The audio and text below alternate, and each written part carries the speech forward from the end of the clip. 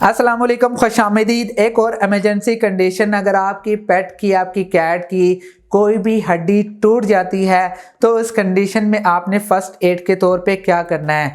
क्योंकि ये एक ऐसी सूरत हाल होती है जिसमें बहुत ज़्यादा पेट आपका रो रहा है, गुर्रा रहा है, गुस्सा कर रहा है, वो लेथार्जिक हो जाता है, ब्लीडिंग हो रही होती है, बहुत सारी सिचुएशन आ सकती हैं। तो अक्सर औकात ओनर परेशान हो जाते हैं, हड़बड़ा जाते हैं, कभी किसी को कॉल करते हैं, बहुत ज़्यादा परेशान होते हैं, रोना शुरू कर देते हैं। तो आपने फर्स्ट एड के तौर पे क्या करना है और आप कैसे पहचान सकते हैं कि आपकी कैट को ऐसे मसला हुआ है और आपने उसको कैसे हैंडल करना है।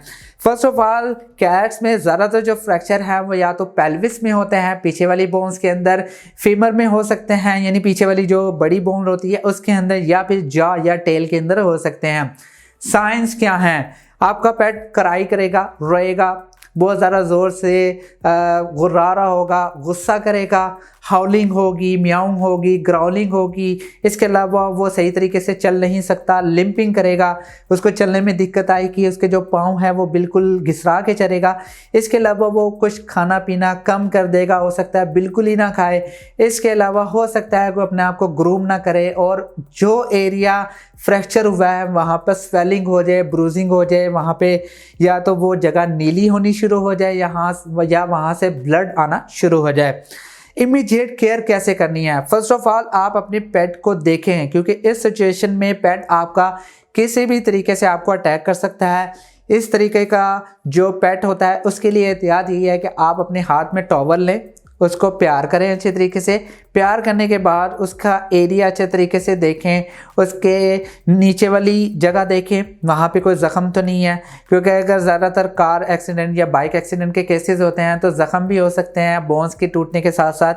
एरिया वहाँ से चेक करें। इसके अलावा साइड से देख लें, उसकी जो पाँव की मूवमेंट है वो अच्छे तरीके से माप के देख लें। इसके अलावा अगर वो बहुत ज़्यादा शॉक की कंडीशन में है, ठंड बहुत ज़्यादा है, तो उसको एक गर्म जगह पे रखें, उसको देखें। उसको जो स्किन होती है, जैसे मैंने डिहाइड्रेशन की वीडियो के अंदर बताया था कि उसकी स्किन को थोड़ा सा मोड़ के देखें कि वहाँ से डिहाइड्रेशन का आपको पता चल रहा है या नहीं पता चल रहा। इसके अलावा ब्लीडिंग देख लें, अगर ब्लीडिंग बहुत ज़्यादा है तो स्टीराइल जो गाज होते हैं वो इस्तेमाल करें।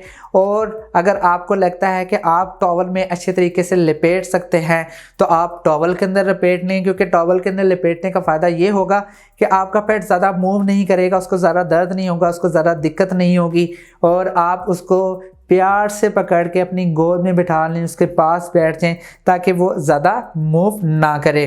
डायग्नोसिस ऑब्वियस सी बात है, एक्सरे से ही हो सकता है अगर इस तरह की कंडीशन हो।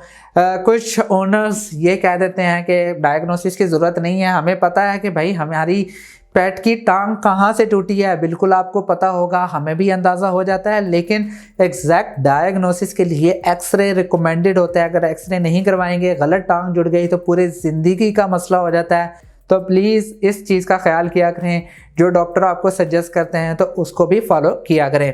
ट्रीटमेंट की बात की जाए तो ट्रीटमेंट डिपेंड करता है, अगर बिल्कुल ही ब्रेक हो चुकी है बोन तो उसके अंदर या तो पिनिंग होगी या फिर स्क्रू डलेंगे, मुख्तलिफ़ किस्म के सर्जरी आ जाती हैं, या फिर अगर नॉर्मल फ्रैक्चर हुआ है तो उसके अंदर जो पीओपी होती है, प्लास्टर ऑफ पेरिस, वो भी किया जा सकता है। अदर काजेज़ के अंदर वीक बोन अगर आपके पेट की है, उसके अंदर कैल्शियम की डेफिशिएंसी है जिसे हम हाइपोकैल्सीमिया कहते हैं, इस कंडीशन के अंदर अगर आपका पेट बहुत दूर से, बहुत ऊंचे से जंप करता है तो उस टाइम भी उसकी बोन टूट सकती है। ये अदर काज में आ जाता है। मैनेजमेंट आपने यही करनी है, अगर आप सर्जरी करवा के आए हैं या फिर अगर आपके पेट को पीओपी हुई है तो बेहतर यही है कि आप एक छोटी सी जगह पे रखें। इतनी छोटी जगह ना हो कि वहाँ पर लिटर भी मौजूद ना हो, वहाँ पे उसके खाने पीने के बर्तन भी मौजूद ना हो।